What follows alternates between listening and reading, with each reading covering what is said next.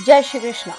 स्वागत है आपका सारथी त्रिशला के साथ। कैसे हैं आप लोग, कैसे हैं घर में सब, ज़रूर बताइएगा। एक स्त्री के लिए सबसे महत्वपूर्ण चीज़ होती है उसका घर। वो घर जो वो सपनों में बनाती है। जब लड़कियां बहुत छोटी छोटी होती हैं ना, तब से उनको ये चीज़ बता दी और जता दी जाती है कि जहाँ आप रह रही हैं ये आपका एक टेम्पररी घर है। एक ऐसा घर है जहां आज आपको रहने के लिए दिया जा रहा है, पर आपको एक दिन अपने घर जाना है। तो सोचिए, वो छोटी सी बच्ची अपने माइंड के अंदर बचपन से एक ख्वाब बुन लेती है, एक सपने को सच मान लेती है, और वो ये कि उसका घर अपना कोई और है, जहां ले जाने के लिए उसे कोई राजकुमार आएगा, उसका हाथ पकड़ेगा, उसे अपना नाम देगा, अग्नि के सामने सौगंध खाएगा और उसे उस अपने घर के अंदर बड़े प्यार से एक लोटे में जिसमें चावल रखे होंगे, पैरों से ठोकर मारकर कुमकुम के पैर से चिन्ह लगाते हुए घर के अंदर गृह प्रवेश करवाएगा। उस घर के मुख्य द्वार पर उसकी हाथों की छाप लगी होगी। उस घर के आंगन में जो तुलसी होगी ना, वो तुलसी केवल उसी के साथ बड़ी होगी। वो एक ऐसा घर होगा जिसके बाहर उसके नाम की नेम प्लेट लगी होगी, और जब कभी कोई आएगा तो वो कहेगी कि आइए, वेलकम टू माय होम। ये एक सपना हर एक लड़की शायद कुछ समझदारी पर ही अपने अंदर देखने लग जाती है। वो समझदारी की कोई उम्र नहीं है, कोई 7-8 साल में, कोई 10 साल में, कोई 15 साल में, तो कोई लड़की एक बड़ी अच्छी उम्र में होकर ये बात समझ पाती है, लेकिन समझती सब है। और ये सपना हर लड़की एक छोटी सी उम्र में देखने लग जाती है। कैसा अजीब है ना, हम अपनी उम्र का एक पड़ाव जिस घर में काटते हैं, उस घर में रहते हुए भी हमें ये पता होता है कि जिसे हमने देखा नहीं, जिसे हमने जाना नहीं, वो हमारा अपना है। लेकिन आज जहाँ हम रह रहे हैं, एक दिन हम सिर्फ यहाँ पर मेहमान बनकर आया करेंगे। जब ये लड़की अपने घर में उन सपनों को साकार करने के लिए गृह प्रवेश करती है, घर के अंदर अपना अपना मानकर जिन लोगों को उस घर में आती है, उसमें सबसे पहला रिश्ता जो जुड़ता है वो जुड़ता है उसके पति के साथ। वो पति जो उसे अपना हाथ पकड़कर उस घर के अंदर प्रवेश करवाता है, कस्में खाता है, रस्में निभाता है, और ये कहता है कि आज के बाद तुम्हारा दुख, तुम्हारा सुख, तुम्हारा सब कुछ मेरा। बड़ा अच्छा गाना है जी, अक्षय कुमार का है शायद वो, आज से तेरी सारी बत्तियां मेरी हो गई। बिल्कुल जी, इसी गाने को ध्यान में रखकर हर लड़का अपनी प्रेयसी से, अपनी पत्नी से इस बात का वचन देता है कि आज से मेरा सब तुम्हारा और तुम्हारा सब मेरा। पर अचानक यकायक उस गृहस्थी में एक ट्विस्ट आता है। ट्विस्ट ये आता है कि उसने जिस लड़की को कसम दी होती है, जिससे वादे निभाए होते हैं, जिसको पूरे समाज, पूरी दुनिया के सामने अपना कहा होता है, उसे वो छोड़कर किसी और से प्यार करने लग जाता है, या वो उसको लेकर बहुत नकारात्मक होने लग जाता है, या लोगों की बातों में आकर उससे अपना रिश्ता बहुत ख़राब कर लेता है, उसे मनचाहा गलत बोलता है, उसके साथ नकारात्मकता की बातें करता है, उसका दिल दुखाता है, उसे बहुत ज़्यादा मानसिक और इमोशनल तौर पर परेशान करता है।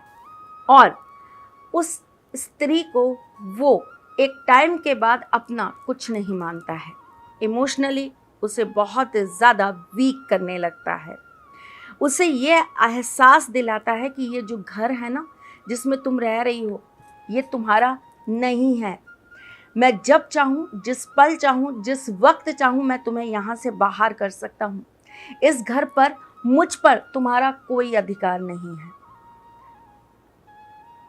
सोचकर देखिए, ऐसा नहीं लगता जैसे किसी मासूम सी छोटी सी बच्ची का हाथ में गुड़िया लिए एक सपना चूर चूर हो गया हो। उस वक्त आप उस स्त्री की उम्र मत नापिए, आप उसके दर्द को, उस दर्द की सीमा तक ले जाकर देखिए। वो दर्द एक छोटी मासूम बच्ची के सपना टूटने का है, जो उसने शायद होश संभालते ही देखना चालू कर दिया था। यकायक एकदम उसे पता चलता है कि वो जिसे कभी उसने सोचा था कि मेरा अपना घर मेरा था ही नहीं। आज मैं आपको इसी चीज़ का सॉल्यूशन देने आई हूँ। हाँ, ये सत्य है कि मैं बहुत सारी बातें बनाती हूँ, ये भी सत्य है कि मैं आपको बहुत सारी कहानियाँ सुनाती हूँ, ये भी सत्य है कि मैं आपके साथ जुड़कर आपको बहुत कुछ ऐसा बताने का प्रयास करती हूँ जो कहीं ना कहीं आपकी अंतर आत्मा में दबा होता है। बस कोशिश करती हूँ आपके दर्द को एक शब्द देने का। लोग इसे ये कहते हैं, आप बोलती बहुत हैं, आप उपाय सबसे लास्ट में देती हैं, आप वीडियो को बहुत खींचती हैं। भाई, जिन्हें किसी को ये दर्द समझ ना आए ना, उसे उपाय भी समझ नहीं आएंगे। और जिन्हें ये पीड़ा इतनी गहराई तक समझ में ना आए ना कि ये दर्द एक आज 28 साल, 30 साल, 35 साल या 40 साल की स्त्री का नहीं, ये उस मासूम बच्ची का है, जिसे होश संभालते ही ये समझ में आ गया था कि एक दिन वो घर मेरा होगा। और अब आप सोचिए, अचानक से 30 साल आगे उस बच्ची को ये कह दिया जाता है कि वो 30 साल का सपना था ही नहीं, झूठ था, तोड़ दो कांच की तरह। आप सोच रहे हैं, उस सपने के टूटने का दर्द नहीं सोच पा रहे हैं, नहीं समझ पा रहे हैं। जयराम जी की, आप कहीं और जाकर छोटा से देर का उपाय देखिए और खुश हो जाइए। ठाकुर जी का दरबार है ये, यहाँ तो लोगों की आत्मा तक, उनके पुनर्जन्म तक के दर्दों को समझकर उसका इलाज किया जाता है। चलिए, मैं अपनी उन बच्चियों को ये चीज़ बताना चाहती हूँ जिनके पति उनको आए दिन इस तरह की कोई भी बात कहकर उनका मन दुखाते हैं। तो आप अपने पति को वश में करने के लिए क्या करेंगी, वो आज मैं आपको बताने आई हूँ। सबसे पहले मैं आपको एक चीज़ बताती हूँ। जब आप बात करते हैं पति को वश में करने की, तो आप बात करते हैं अपने शुक्र और राहु को एक्टिवेट करने की। शुक्र का संबंध उबले हुए आलूओं से होता है। तो आज आप एक आलू का अलग सा डिश बनाएंगी। कैसा डिश बताती हूँ मैं आपको। आपको 2 इलायची लेनी है, 2 लौंग लेनी है। लौंग आपको अपनी चुन्नी के पल्लू में बांध लेनी है, मतलब कॉर्नर में बांध लेनी है।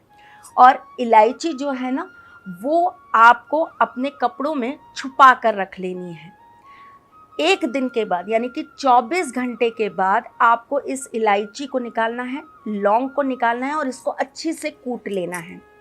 कूटने के बाद आपको इसको बिल्कुल पाउडर फॉर्म में बना लेना है।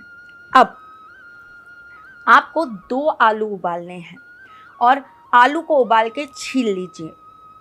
छीलने के बाद आप इन आलूओं की सब्जी बना दीजिए और उसमें आप थोड़ा सा पाउडर, वो जो इलायची और लौंग थी ना, उसका मिला दीजिए।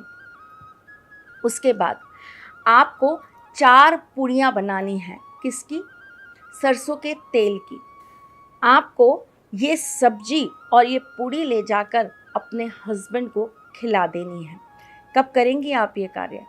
कोई निश्चित दिन होना चाहिए ना इस कार्य को करने का।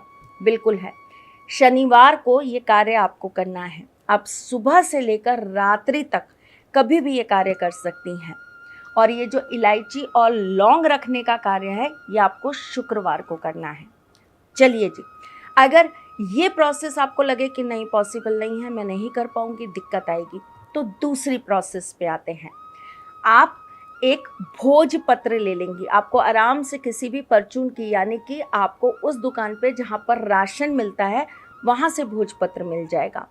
भोजपत्र के ऊपर आप थोड़ा सा सिंदूर रख देंगी, पीला वाला जो हनुमान जी को चढ़ता है।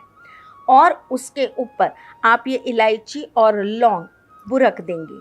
उसके बाद आप भोजपत्र से इस चीज़ को पूरी तरीके से बंद कर देंगी और इसे एक कांच की डिब्बी के अंदर बांध के रख देंगी। उसके बाद आप इसमें से थोड़ा सा सिंदूर निकालेंगी, उसे आप एक पेपर में रैप करेंगी, बांध लेंगी और अपने पति के तकिए के नीचे रात को रख देंगी। शनिवार की रात्रि को आप ये कार्य करेंगी।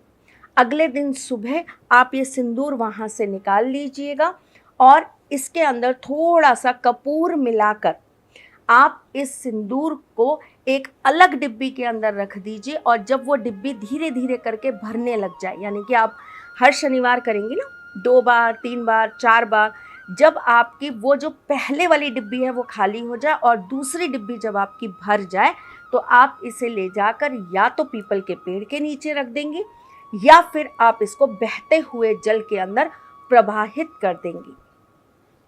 एक और छोटी सी आपको चीज़ बताती हूँ। जब कभी आपको लगे कि आपके पति आपसे विमुख हो रहे हैं, आपके साथ उनके संबंध अच्छे नहीं चल रहे हैं, तब आप छोटा सा एक काम ज़रूर कर लिया कीजिए। आप अपने पति का नाम एक पेपर पे लिख लीजिए नीले रंग के पेन से। उसके नीचे आप लिखिए ओम श्रीम ह्रीम श्रीम। उसके बाद आप ये इलायची और लौंग जो आपने ये बनाया था पेस्ट, उसको उसके ऊपर रख दीजिए। इसके ऊपर थोड़ी सी हल्दी डाल दीजिए, थोड़ा सा इसमें केसर मिला दीजिए और इसी पेपर के ऊपर आप इसे अच्छी से पानी से घोल लीजिए। घोलते वक्त आप जो है वो तीसरी उंगली का इस्तेमाल करेंगी, जिसे आप रिंग फिंगर कहती हैं। इस्तेमाल करके इसे अच्छी से घोलिए और इस तिलक को ले जाकर अपने पति के मस्तिष्क पर लगा दीजिए। छोटा सा सरल सा उपाय है, करके देखिए।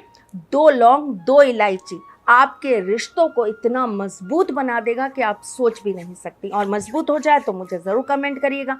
मैं तो फिर आऊँगी कुछ नया, कुछ अलग, कुछ अद्भुत लेकर। तब तक के लिए मुस्कुराते रहिएगा, रिश्तों में मजबूती बना के रखिएगा, अपने साथी के साथ यूँ जुड़े रहिएगा, प्यार देते रहिएगा, प्यार लेते रहिएगा, ख्याल रखिएगा अपना और उनका जिनसे आप प्यार करते हैं। मैं जल्द आपसे मिलने आऊँगी, तब तक के लिए राधे कृष्णा, जय श्री कृष्णा।